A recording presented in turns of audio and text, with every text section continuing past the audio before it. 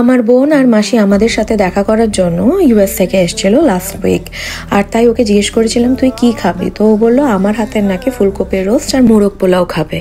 আমি সেই কথা অনুযায়ী আমি রান্না শুরু করে দিলাম একেবারে সকাল সকাল, কারণ ওরা রাতের বেলা আসবে। তো আমার এই মোরগ পোলাও আর ফুলকপির রোস্টের সম্পূর্ণ ভিডিওটা আমারই চ্যানেলে আপনারা পেয়ে যাবেন। আমি লিঙ্কটাই এই ভিডিওর সাথে আমি অ্যাড করে দেবো, কাইন্ডলি ওটা চেক করে নেবেন। এই মোরগ পোলাও করার জন্য না, অথেন্টিক করার জন্য গোবিন্দভোগ চাল দিয়ে করতে হয়। কোরিয়ায় গোবিন্দভোগ চাল কম পাওয়াতে আমি রান্নার ভিডিওটা করেছিলাম বাসমতি চাল দিয়ে, কিন্তু তাই আজকে আবার গোবিন্দভোগ চাল দিয়ে করে দেখালাম।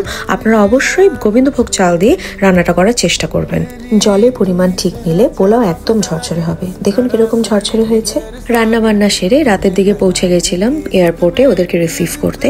ওদেরকে বলিনি সারপ্রাইজ দেবো বলে, তাই আমাকে দেখে তো ওরা পুরো অবাক। আর বাড়িতে এসে ছেলেকে দেখে তো পুরো আত্মহারা। আর তার সাথে কবজি ডুবিয়ে খাওয়া তো ছিলই। আজ আসি, বাই।